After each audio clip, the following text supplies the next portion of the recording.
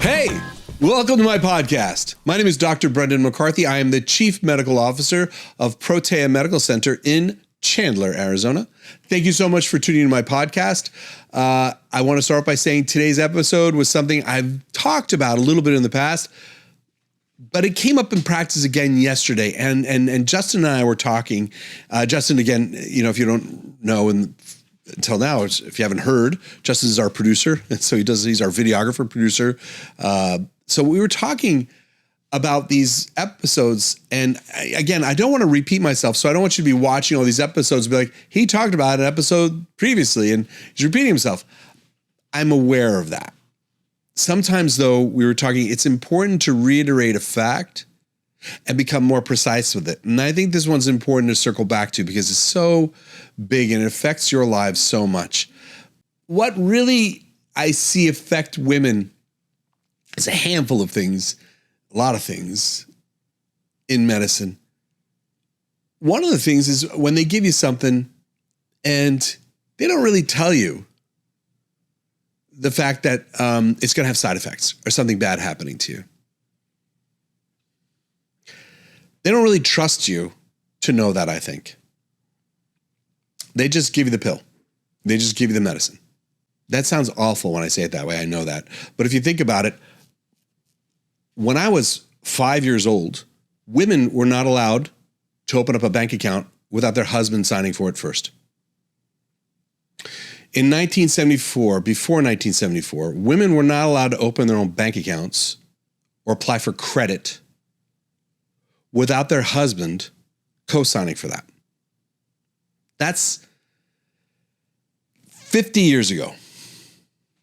So in some ways, we're still struggling.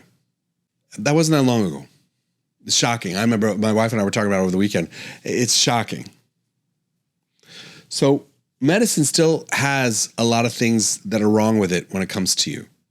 And the trauma that you experience at the hands of medicine a lot of times, me just doing a single episode, not going to fix it. I know it. And I also know that it's important to circle back to things and to reemphasize them and to validate what your feelings are and your experiences are. Do you guys remember the birth control pill Yasmin, those two guys? Remember when people were getting birth control pills and there was an uptick in suicide? Do you guys remember that? Early 2000s into mid 2000s, before 2010, that I was watching it in my practice of women on Yasmin and other forms of oral contraceptives. It was having higher suicidal ideation. So many women are put on oral contraceptives, and many of you have been on that, and some of you have taken oral contraceptives and still are, and you're fine. But many of you take it and you don't feel right. And some of you, it's so severe, maybe you don't go to the point of suicide, but you are not good. That's traumatic. Let me pause for 1 second because I need to say something to you. Because whenever I talk about birth control, I know I keep coming down against oral contraceptives. I want you to know, please, can be no ambiguity with what I'm about to say. Please know this is a fact. I am not against oral contraceptive for women. I'm not against contraceptives for women at all. That's not what I'm here to do. I am not here to fulfill an agenda against birth control for women. I'm not here even to support a birth control agenda at all. That's not my job. That's not my job. It's not my role. My job as a doctor and a doctor with my patients is to be there for their health. I would say as a person who's a physician who cares for patients, a person who follows science and practicing medicine is a scientific field. The lack of research in generating a new oral contraceptive for women is pathetic. They're just parking you on this, and the side effects have not gone away or changed. They have not improved it. You still have the same problems taking oral contraceptives as you did years ago. They're a little bit better, but they're still the same problem. Okay? They have not changed it. So my bone to pick with contraceptives is not birth control for women. It's the fact that they're giving you something that is just barbaric. They could do better. We could do better. You know what I mean?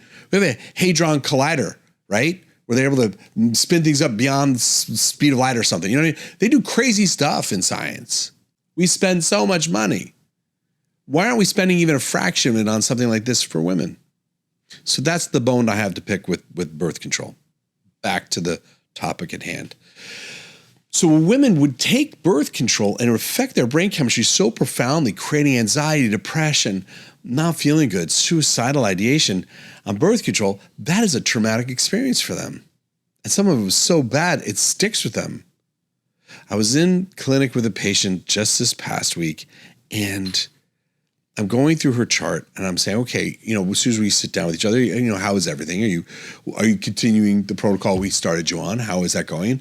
She's not taking the progesterone. She stopped taking my progesterone. I only prescribe oral micronized progesterone, bioidentical, naturally occurring progesterone. That's the only thing I prescribe in my practice ever. Okay. So she said she didn't want to take it. Like, why? Let's talk about this. When I wrote the prescription, I wanted her to take her progesterone day 18 to day 28 of her cycle. So that's the last half of her cycle. And my goal was to bolster up what she made and give her enough to kind of get to a therapeutic level of progesterone in her body that'd help with anxiety, help with sleep, just help her feel right. When I wrote take day 18 to day 28 of your cycle, as soon as she saw that word cycle and she thought hormone, she immediately thought that I'm putting her on something similar to the birth control she was prescribed a decade and a half previously. That made her go crazy. And when I say made her go crazy, it's almost like you went crazy, No, it's not the good, funny kind. Like, it's made her lose peace, sense of self. When you take something and it throws you off like that, it's a very vulnerable place to be in. So she didn't want to take the progesterone because she thought it was the same as the birth control she took previously. So I want to make sure you guys are aware of this. There are several types of progesterone-like chemicals available that are being prescribed. There's what I use, which is bioidentical. It has the same molecular structure of what you make in your own body. It's natural. Then there's medroxyprogesterone acetate, or any one of those other synthetic variations, which is when they take the progesterone, they add other groups onto it so they can patent it and they can say it's ours. Any hormone that's naturally occurring, like the one I use, and that resembles exactly the human version, you cannot patent. You can't patent anything God made. Anything naturally occurring in the world, you cannot patent. So a pharmaceutical company doesn't want to touch those because you can't make money on it because you can't own it. So what you do instead is you make a version of it that you can patent and you can own. That's yours, and you make the money for it. So when they use medroxyprogesterone acetate or these other synthetic versions, they own it. Now the problem is the molecular structure is different.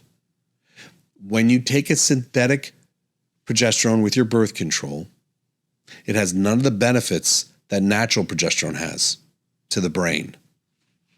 This is very important.